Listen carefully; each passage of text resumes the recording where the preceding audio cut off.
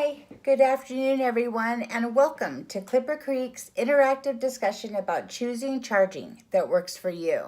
Joining us today is ClipperCreek Sales Director Will Barrett and Inside Sales Manager Amanda Lance. Both are experts in the industry and are here to answer any questions you should have about our charging stations. But first, while we're waiting for other people to join us, we're going to play a short video on electric vehicle charging safety. Hi, and welcome to ClipperCreek's Video Buyer's Guide series for electric vehicle charging stations. Today we're going to talk about staying safe. Safety might not be something you thought of, but safety is the most important thing to consider when buying a charging station for your electric vehicle. The good news is, charging an electric vehicle is actually really safe, but you can only be sure if you use a safety-certified charging station to charge your car. The challenge is that not all charging stations on the market are safety certified, or their safety certification is bogus and it can be hard to tell the difference. When we develop a new product, we send samples to a nationally recognized testing laboratory that's full of these really smart guys. We also send them a bunch of money so they will torture test our product against a zillion codes and standards. It takes many, many months. After we pass all of the testing and get certified, the testing laboratory sends out technicians to perform surprise inspections on our factory several times a year. We also pay for that. They verify we're still doing everything exactly right. Sounds tough, doesn't it? Isn't that what you want from a safety certified charging station? It's an electrical safety appliance after all. You don't want it to be easy. All this adds up to make sure that you stay safe. So how do you know if you're choosing a charging station that's been safety certified? Well, in North America, you need to look for these symbols. These marks can't be put on a product unless a trusted third-party laboratory has put the product through rigorous testing. And they have to appear on the product, not on a website, not some vague statement in the product spec. The product is only certified if these marks are visible on the product. And here are some things to watch out for. If you can only see a CE mark on the product, it hasn't been safety certified by the smart guys we were talking about earlier. CE is a self-certifying mark. It shouldn't be trusted. Just because you buy from what seems to be a reputable seller doesn't mean it's been safety certified. Please, don't buy a station with a plug that looks like these. They don't even have an earth-ground connection. There's no way they could ever be safety certified. You have to have an earth-ground connection. So to wrap things up, look for these safety certified marks when shopping for your charging station. Would you drive around in a car that wasn't crash test certified by the safety authorities? Of course you would. So don't charge your car with a charging station that hasn't been safety certified. Charging your electric vehicle is safe and easy, but don't take a chance. Buy a safety certified charging station. ClipperCreek only sells NRTL safety certified charging stations, and you will find one of these marks on all of our products. ClipperCreek takes your safety very seriously.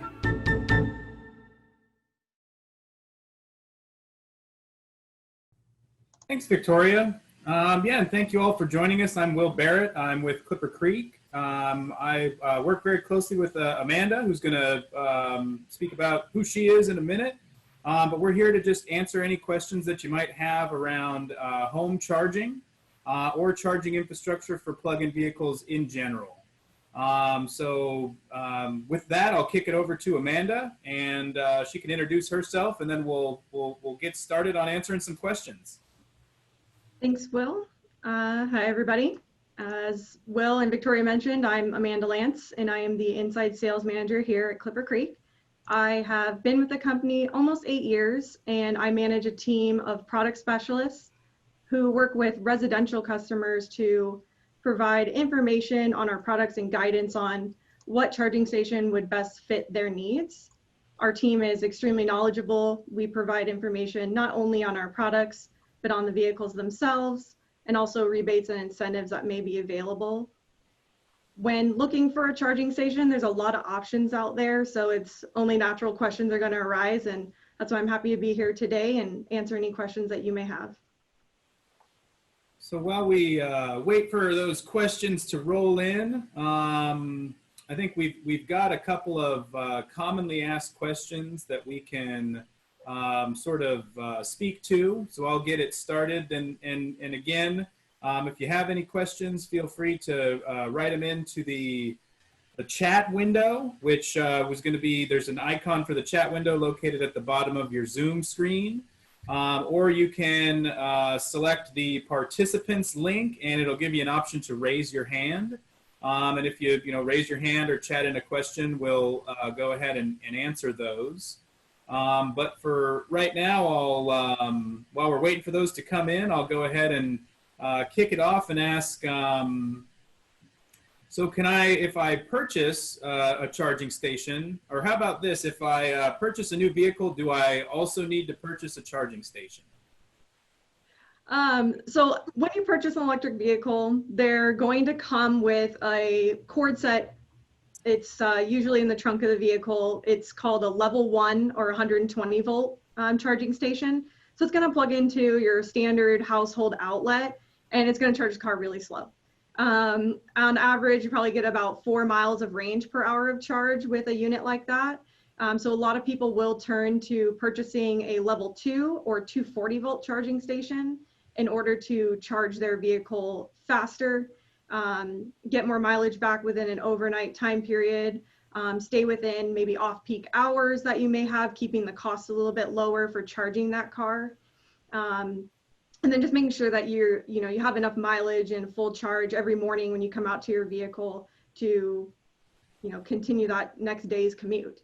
The level 2 charging stations, the ones that we would recommend, vary based on the vehicle. Every vehicle has a specific onboard charger rating, which means how much power it can take in for charging. So we typically like to understand what kind of car is the person charging. Are they installing a unit indoors, outdoors? Are they limited in their capacity as far as, maybe circuit breaker sizes in their panel, if they have outlets installed already that they're trying to use? And from there, we try to cater a recommendation that would best fit their needs. So not necessarily that you need to purchase a charging station when you buy the car, because it will come with that level 1 cord set that I mentioned. But if you want the faster charging, which most people do, the level 2 is a great option for that. Awesome. Yeah, a lot of great information there. And I would kind of just sort of follow on that to say that there's a lot of things to think about when you're purchasing a plug-in vehicle and you're deciding on the charging infrastructure for use at home. About 90% of plug-in vehicle drivers do most of their, or 90% of plug-in vehicle charging takes place at the home. So when you get that vehicle, it's definitely going to be something to think about. And as Amanda mentioned, level 1 charging, that's going to get you, about 4, maybe a little bit more, maybe a little bit less miles of range per hour of charge. And that might be enough for some people.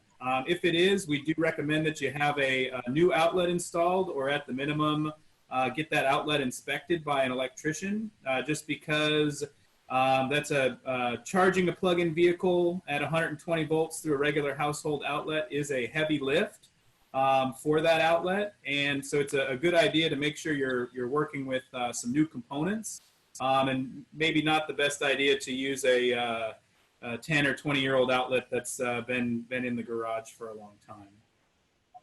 I would also sort of echo Amanda's comments about charging quickly overnight on level 2, and the fact that many utilities offer electrical rate incentives for charging your plug-in vehicles, and usually that takes place over a few hours overnight. So as you're going through the process, definitely reach out to your utility, and reach out to a number of other resources that are available out there to help you identify, any potential rates, incentives that might exist to you, as well as other incentives. And I think we can, maybe we'll get some questions about incentives, but if not, we can certainly speak to some of those and point out some resources.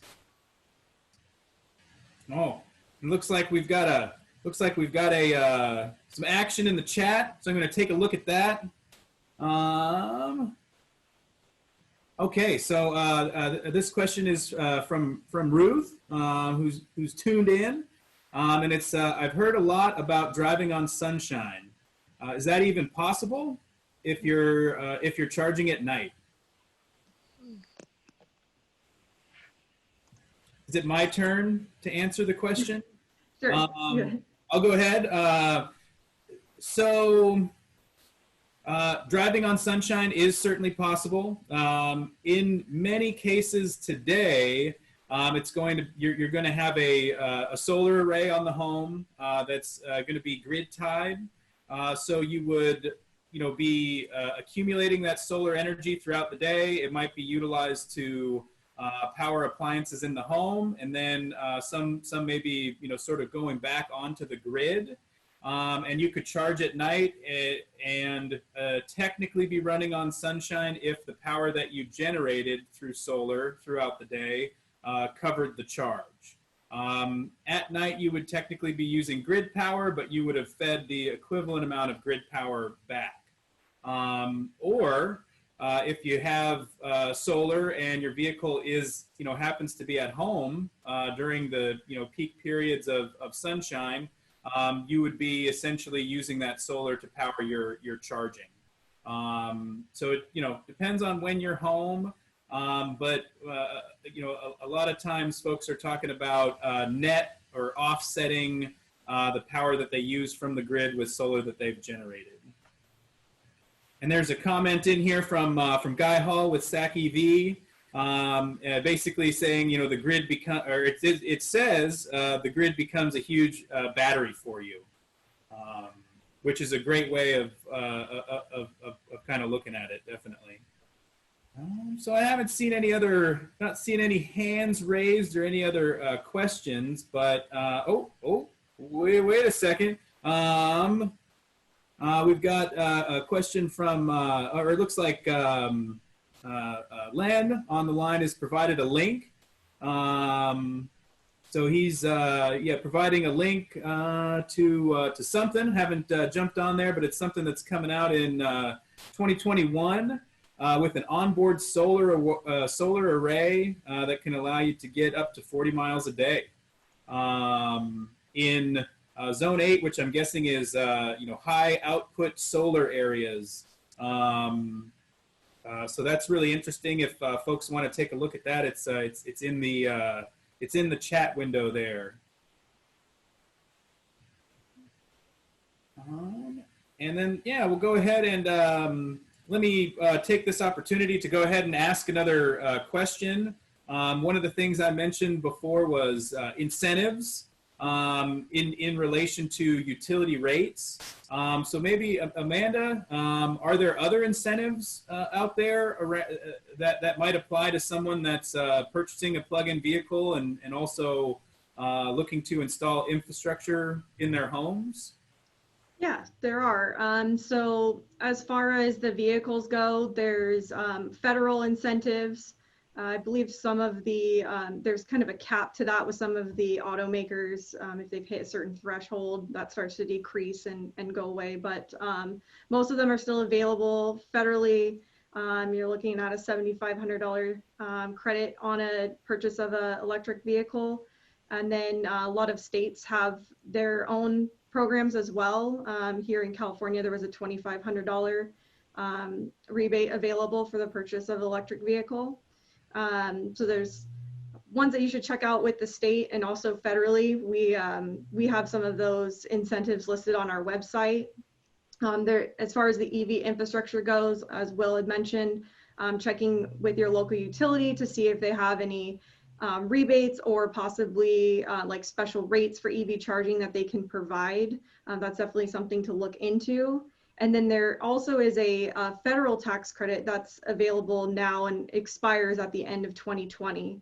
And for residential installations, it is a tax credit that provides 30% up to $1,000.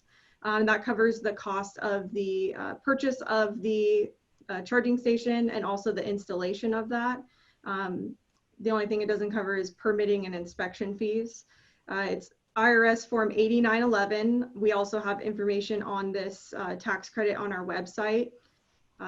It's also available for commercial customers. It's 30% up to $30,000 for commercial customers. So it covers both residential and commercial installations of alternative fuel infrastructure.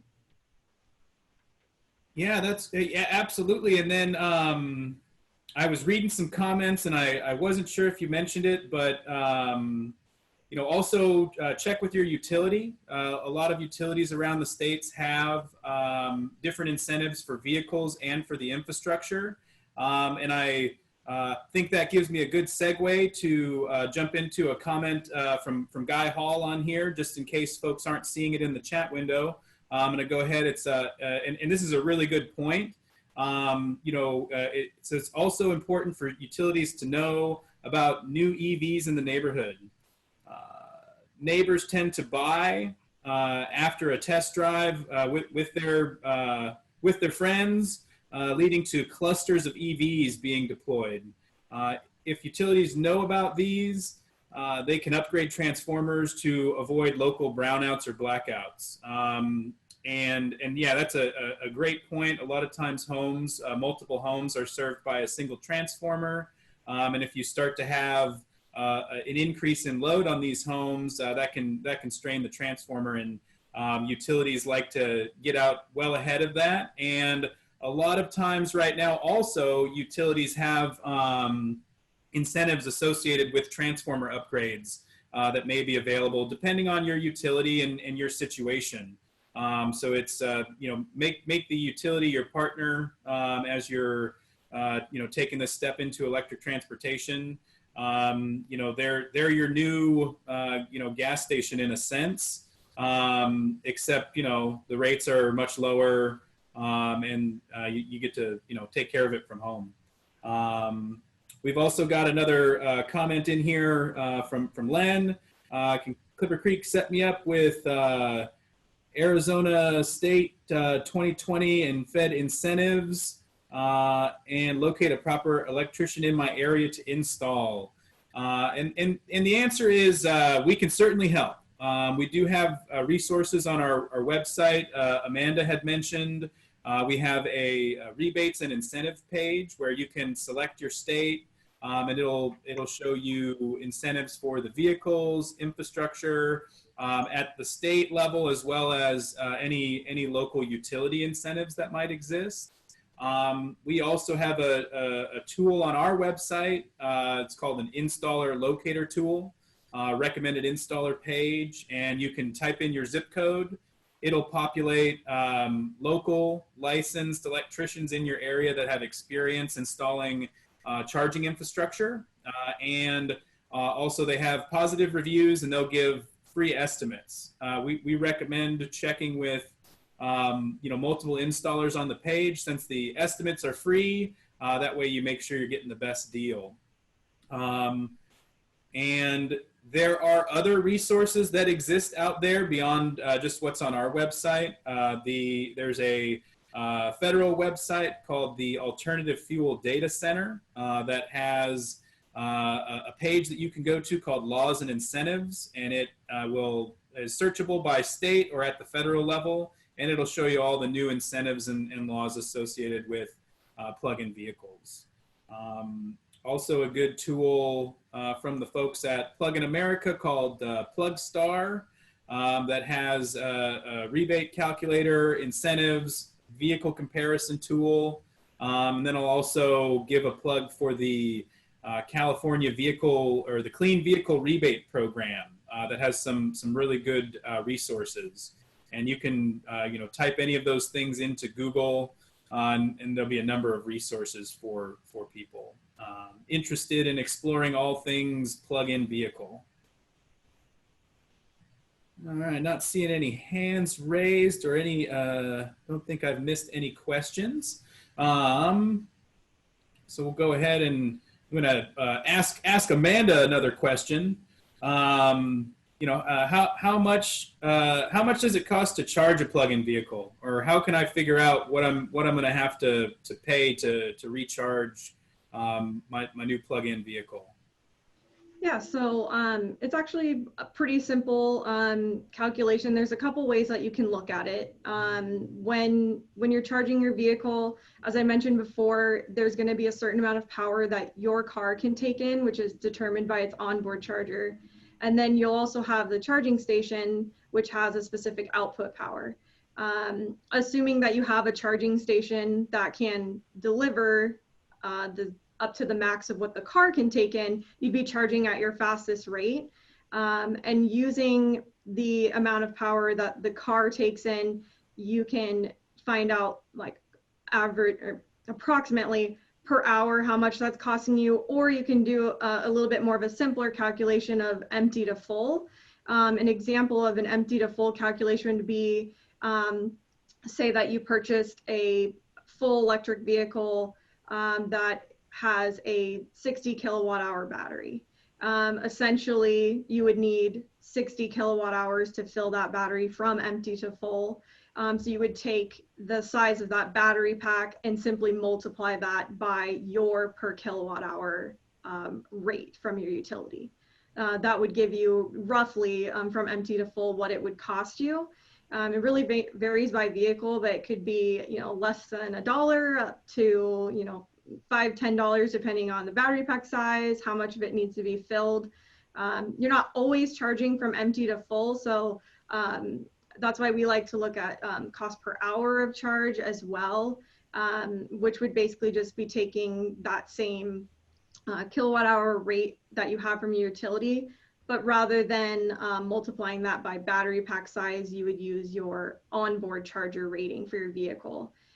That information can be hard to find, but we do offer an EVSE selector tool on our website. You can go, it's right on our homepage. It's also under resources.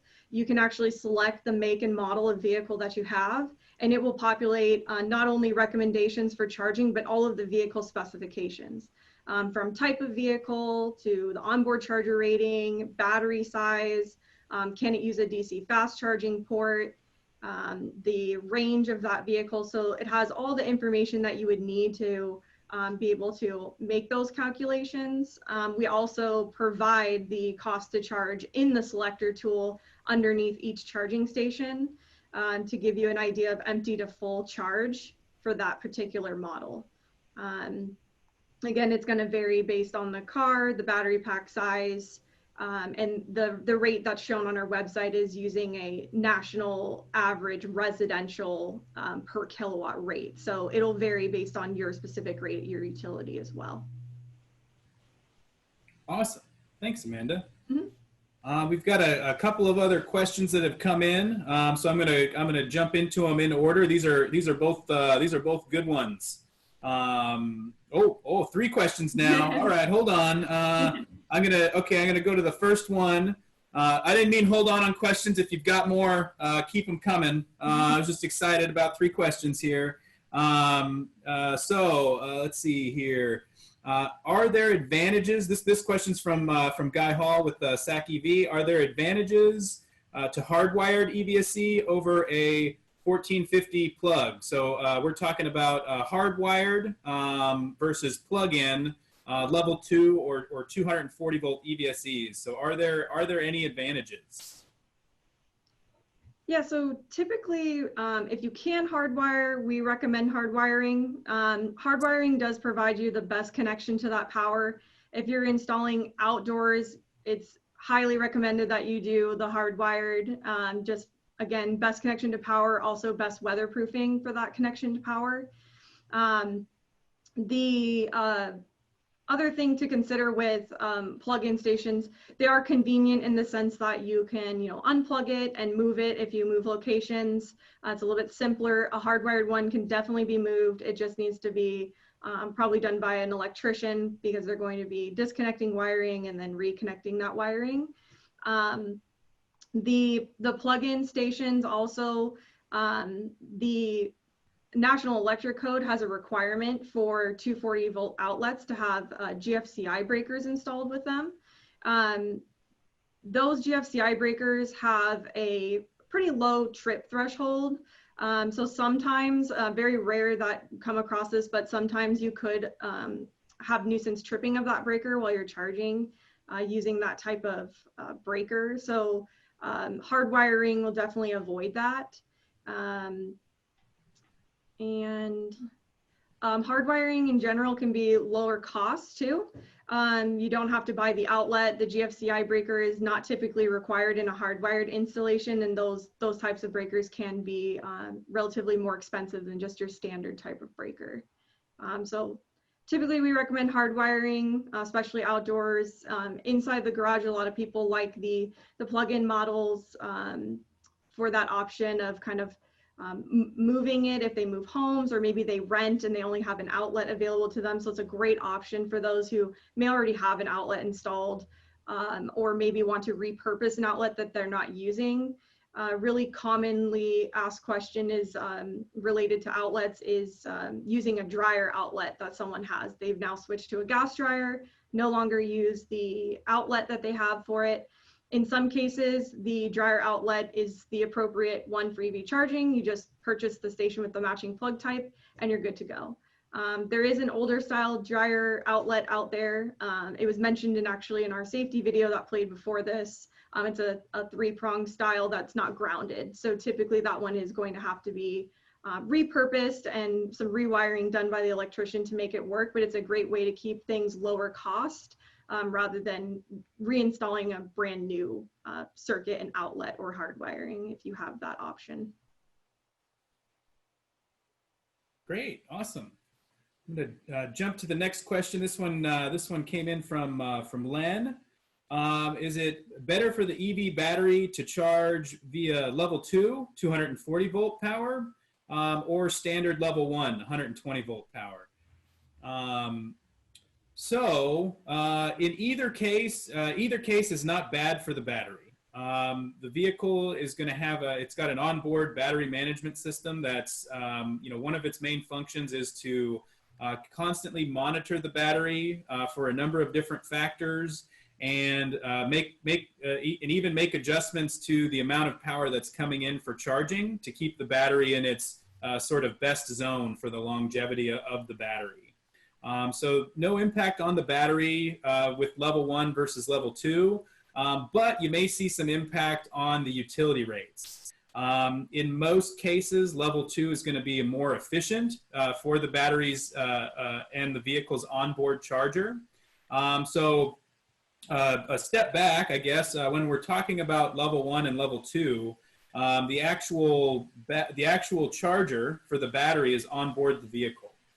So the charging station or the EVSE is acting as an electrical safety appliance to provide a safe and manageable way to pass large amounts of power from the building into the vehicle. So we're acting as a pass-through device. And then the actual charging is happening on the vehicle, where we're converting, the vehicle is going to convert the AC power that's coming from the wall to DC power, which is what we store in batteries. And part of that process is going to use an onboard charger. When onboard chargers tend to operate at their maximum efficiency when they're operating at the top of their rating. So if your vehicle has a 7.2 kilowatt onboard charger, which is the common size for pure electric vehicles today, that onboard charger is going to be at its maximum efficiency, so using all the power in the most efficient way when you're charging it at that level 2 at about 30 to 32 amps. So the difference between level 1 and level 2 shouldn't have an impact on the battery. You may see a positive impact on the utility bill in the form of a lower bill. When you're charging at level 2, you're using the power more efficiently, and it may also allow you to take care of all your charging needs within the utility's reduced rate window. So hopefully that answered that, and I'll jump in. Looks like we've got a couple more questions that have come in here.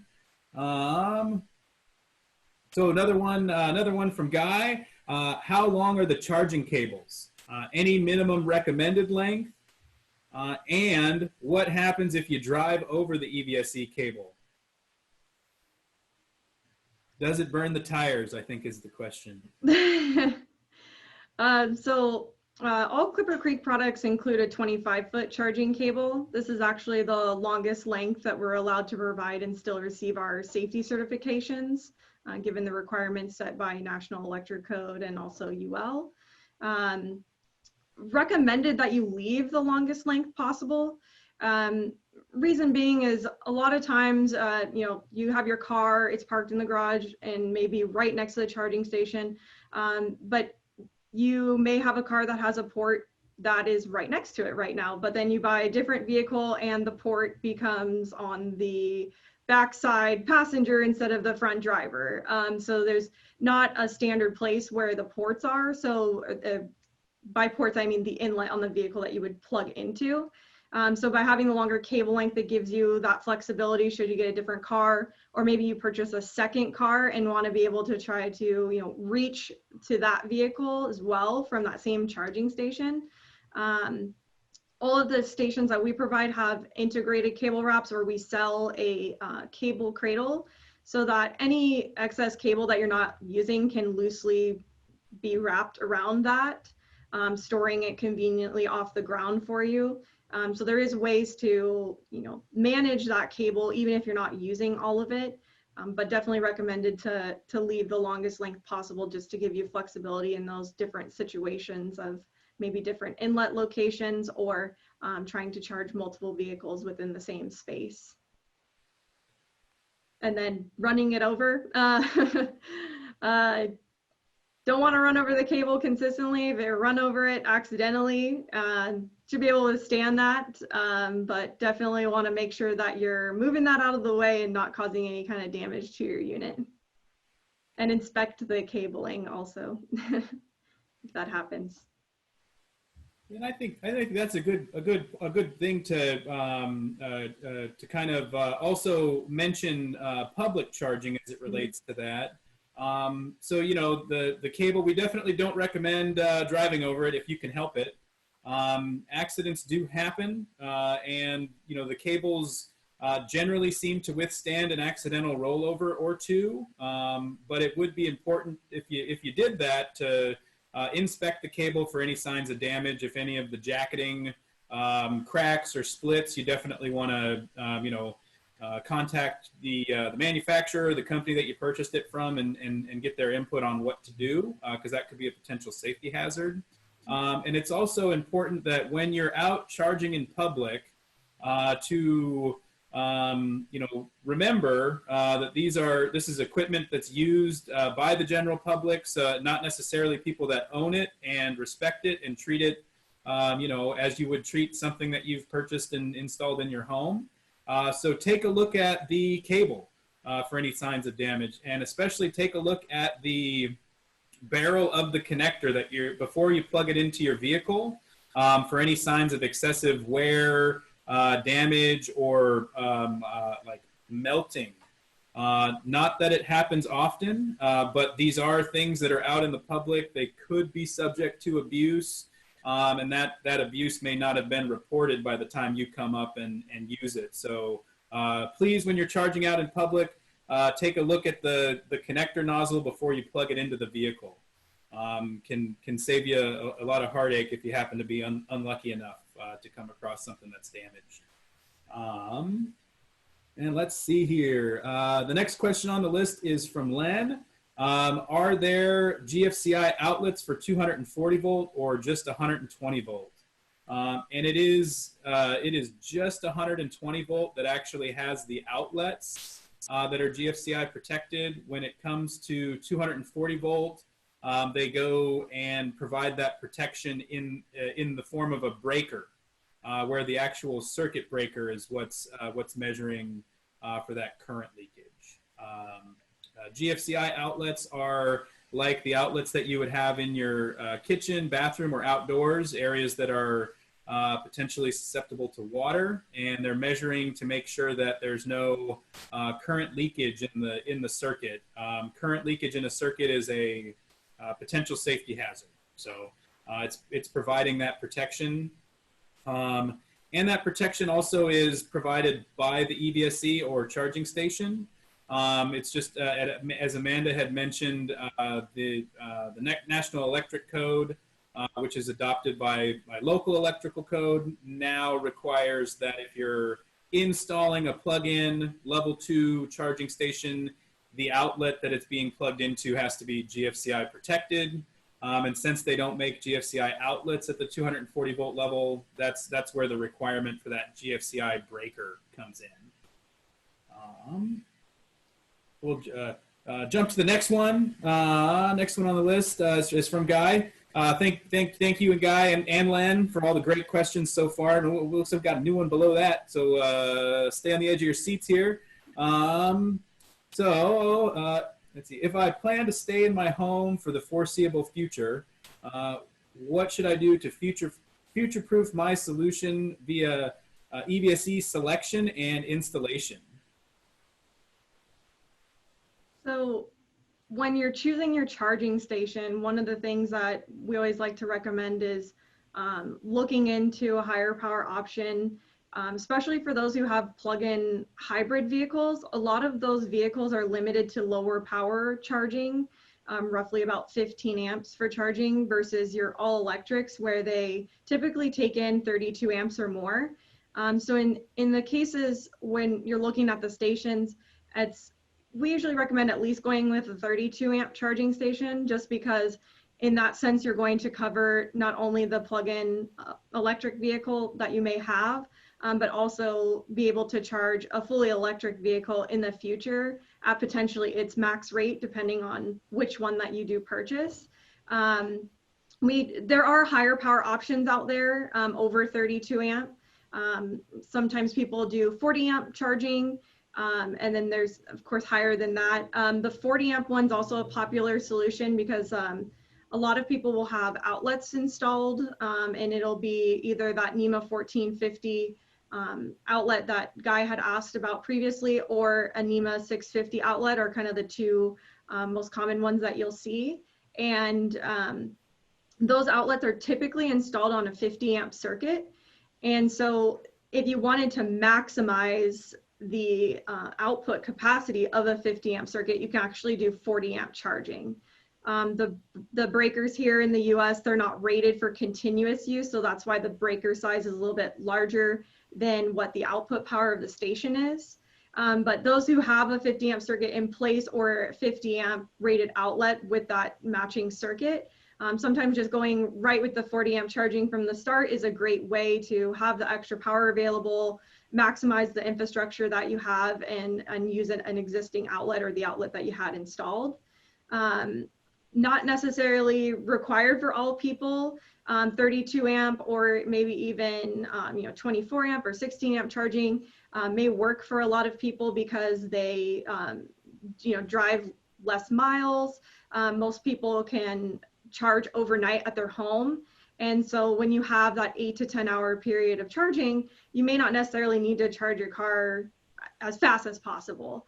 To give you an example, if you're charging at a 32 amp rate, which is probably the most popular power level and what most of the all electric vehicles take in, you're looking at recuperating approximately up to 25 to 30 miles of range per hour of charge. So, over an 8 hour period, that could be 200 to 300 miles that you're getting back overnight, which for most would probably cover their next day's commute.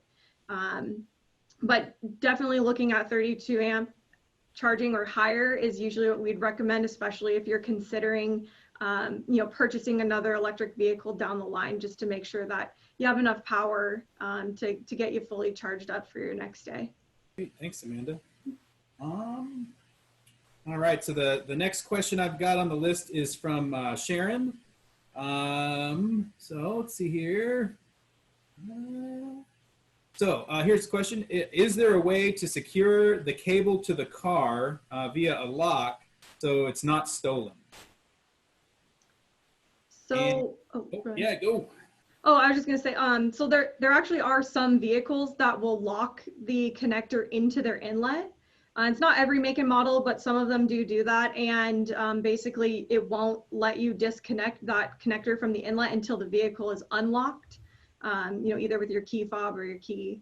On some of our charging stations, majority of them, there's a hole on the latch button. So on the top of every connector, there's the button that you would press to basically release the connector from your inlet. There is a small hole in that button that you can actually place a lock through, and that would allow you to make it so that you can't compress that button to release it from the inlet or maybe a holster that you have installed. Ultimately, if you're concerned about theft of the station, some of the things you could do is install like lighting around the station, signage, cameras, whether they be real or dummy cameras, or even installing the station inside of a lockable enclosure. We've had some customers use like electrical enclosures. Some people have built their own kind of really neat cabinets and things like that they put their station inside. There's actually some pictures under our buyer's guide under residential. There's a cool stand that someone built out of wood and has a little weather vane on the top. So there's options for doing that too. And then there's one other thing I was going to mention. It slipped my mind. With all of our stations, we include the locks. Yeah, we do. We include the locks for any of the stations. We include a keyed lock. And then we also sell a combination lock on the website if you'd prefer not to use a key. Yeah, great. Yeah, I'm trying to remember that other thing, but if it comes back to me, I'll say it. Yeah, just jump in with it. Yeah. So I'm gonna while you're thinking about that, I'll jump to the next question on here. This one's from Brett. Let me get into it here. Hey, let's see here. So I'm interested in any advice regarding how to manage chargers for a shared garage in a condo building, co-housing. Another question popped in. I lost my space. One sec. Okay, there we go. Let's see. Yeah, managing charging in a shared garage where the residents all know each other. Is there any network service better or cheaper than JuiceNet, which is a network service that exists out there? Also curious why ClipperCreek isn't listed in Cal EVIP. That's a grant program through the California Energy Commission. Why ClipperCreek isn't listed in the Cal EVIP eligible products. Okay, so I'll jump into this one. So managing charging in a shared parking garage. We have seen a lot of ways of going about this. We've seen network systems like the JuiceNet system that's mentioned be implemented where the property manager at the complex is looking to restrict, assign access to specific users, and may or may not have a billing element associated with it.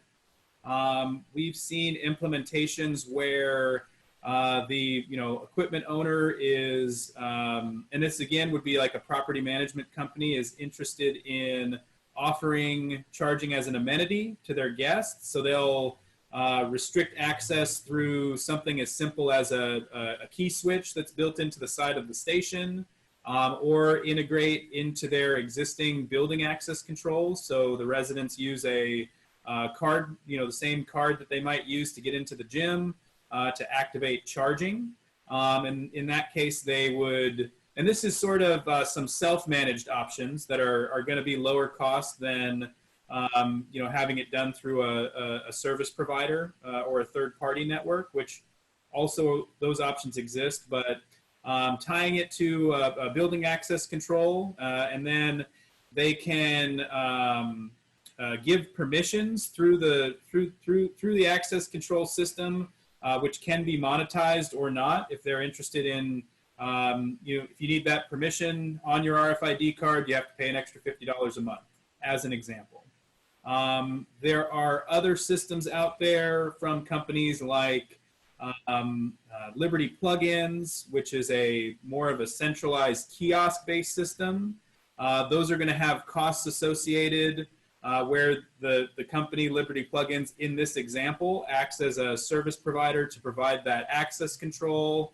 They may also act as a provider to take care of the billing for the complex if they want to be hands-off. When it comes to bringing in third parties, I use Liberty as an example, but there are other companies out there, OpConnect, Zeal, Zeph Energy, are to name a few that we work with, as well as companies that you may have heard of, like ChargePoint or EV Connect or Greenlots, that offer essentially management services for the charging station. They're called EV service providers. And they're, through their system, you may be able to do billing, reservations, access control. And these are generally features that are available in all of the different systems I sort of rattled off. And they're going to charge you ongoing monthly fees for connection to the network and whatever services they're offering.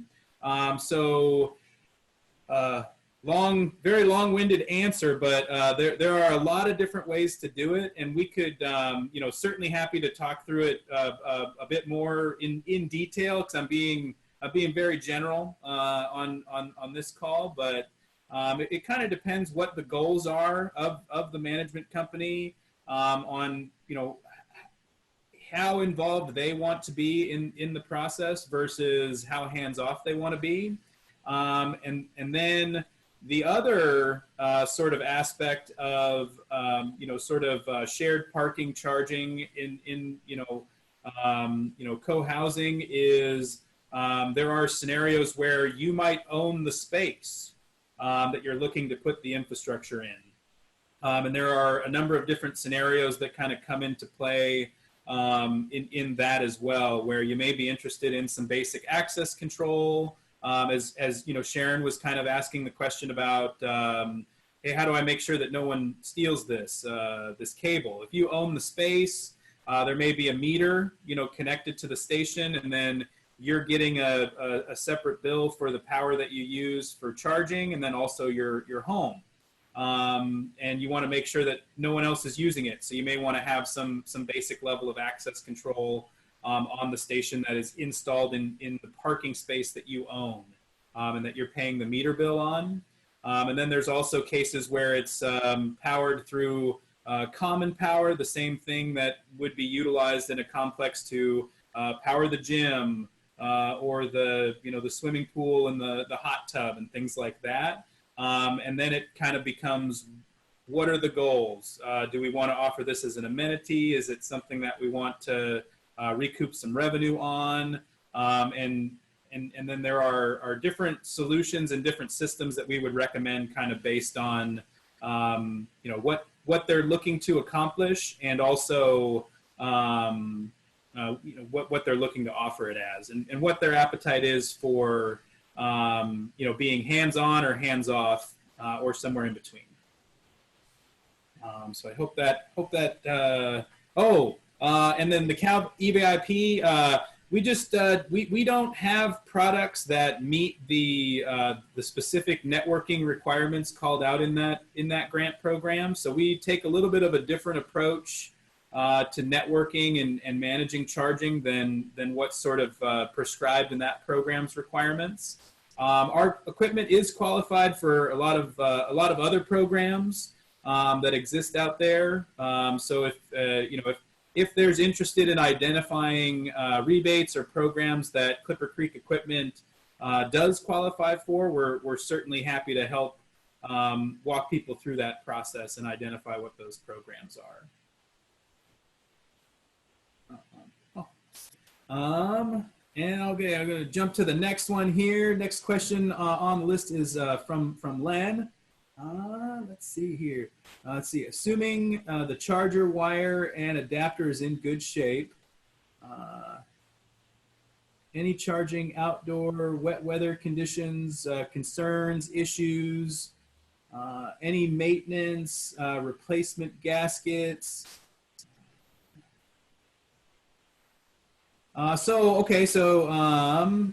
outdoor charging, I think there's more to unpack in this question, but let me start there. I think what we've got is assuming everything's in good shape, is charging outdoor in wet weather okay? Or are there any weather conditions where it's not acceptable, and then also any general information on maintaining a charging station. You want to take that one, Amanda? Yeah, sure. As far as charging outdoors goes, there's really no issue as long as you have a charging station that's rated for installation outdoors. So you want to look for ratings. Usually you'll see things like NEMA 3R or NEMA 4 ratings for the enclosures. 3R is one where it can be outside, but it does let water through as long as it drains back out. NEMA 4 is really what we would recommend you look for. That's fully sealed enclosures, so it's not going to let in rain, dust. All the models we provide are NEMA 4 rated, so rain, snow, direct sunlight, none of that is any kind of concern for the station. We also provide like connector holsters, so you're protecting the holster when it's stored away and not plugged into the vehicle. A lot of the other manufacturers out there have similar ways of protecting the connector that you'll see. When you plug into your vehicle in wet weather, whether it's snow, rain, one of the things you want to do is just look at the connector head, make sure that if it wasn't stored in something that there's no water in there. If there is, just kind of shake that out. Make sure that you have the best connection to the vehicle. Once you connect to the vehicle, that forms a watertight seal. So there's no issues when you're charging outside in the elements. One of the notes in here was about lightning storms. There's not a lot that stops lightning. It's a lot of power that comes in very, very quickly. If you can avoid charging in lightning storms, it'd be recommended. One of the things you can do to try to protect your home and the appliances in your home is having a whole home surge arrestor. It's something that's usually installed at the panel level to try to provide some protection. But like I mentioned, the lightning is a lot of power and it's very, very quick that it comes in. So if you can avoid charging during a lightning storm, it'd be recommended to do so. Otherwise, looking into the whole home surge arrestor as something to try to provide some protection on that would definitely be recommended. As far as maintenance, the charging stations really require little to no maintenance. Some of the things that we mentioned earlier, like inspecting your cable, the body of your station, checking your connector, looking at all of the pins on that, make sure there's no damage to those. That's something to do, periodically or each time you plug in, make sure there's no damage. When it's at home, and you're the only one using it, you're not going to see as much damage potentially as what you'd see at a public charging station. But always good to give it a look over, maybe give the station like a wipe down, keep it clean, that type of thing. Other than that, there's really not much maintenance to them. They're pretty much workhorses. And do what they're supposed to do inside or outside. I did remember one of the things I wanted to mention just with the charging and outside to Sharon was as far as like theft and locking the stations, putting the station in a more like discreet place at your home. So if you have to put it outside, putting it on the side of the home, or I've seen like one of my neighbors has a station, they've actually put it like behind their front fence on the side of the home, and they run the cabling over to their car. Some people install them in their garage and run the cabling outside the door to the car if it can't be parked inside the garage. Just want to make sure you leave a gap for the cabling and not close the garage door all the way down on it, just to keep the longevity of the cable and not damage it. But I did remember that and wanted to mention that too. Some people put plants and things like that decorative in front of the stations to kind of distract from them being there also. Did you want to add anything, Will, to the outside charging? Or? No, yeah, that's great. Yeah, it's safe to do in all weather conditions, but if there is lightning and you can wait, you should wait. If you can help it at all. It's not if lightning does come through, it would could quite potentially damage the EVSE or the charging station, but the real concern is damage to the vehicle, because that's the really expensive thing in the system. So we'll jump to the next one here. We've got another question from Sharon. Are there fully portable charging options where you can charge at home and take with you for a trip? So mainly that would be what I would consider the level 1 charging station, just because it uses the 120 volt plug. So you're going to be able to find that kind of standard plug at most places that you would go to, whether it's like another friend's home, like a vacation home, or something like that. There are charging stations in the level 2 category, the 240 volt, that are plug-in. I would more consider them travel friendly based on like the smaller size, and being able to kind of move them around. There's some larger level 2 stations, so looking for one that's a little bit smaller, more compact, would make it more travel friendly. The kind of tough thing and tricky thing with level 2 charging on the go is that the 240 volt outlets, there's no standard type. So they're very appliance specific. You have ones for dryers, you have ones for your range, you have ones for like high power tools, welders, things like that. So going to a location unknown, like you never visited there before, you may not be able to find that matching outlet that you require for your station. If you have 2 homes or a workplace or a friend's home, and they have that existing outlet, that makes it easy to bring the station with you and plug it in there. But as far as just kind of like out in the wild, it can be a little bit trickier. For people who want to take them on trips, what we usually recommend is considering a unit with that NEMA 1450 plug type. The reason being is that that's a commonly used plug and outlet for RV shore power. So you'll find it at like campgrounds or RV parks where they have full power hookup for those types of vehicles, the motorhomes. So sometimes you can take them to those types of places and charge, but definitely would recommend looking into that ahead of time when planning a long road trip. Also using public charging as you can when you're traveling. So there's websites like PlugShare. The Department of Energy also has a map that shows where there's different charging stations. So using something like that to kind of map out your route and where you could stop to charge is a great tool. And PlugShare, they have a website. They also have an app that you can download. And you simply just type in either a specific address or city, zip code, and it will basically generate pins on a map. And it'll show you where there's level 2 charging as well as DC fast charging if your car is capable of using that. So using a resource like that to plan out a trip is a good way to look for level 2 charging on the go. And then if you can use a smaller, more travel friendly unit and there's an outlet available that you can use, you could do that as well.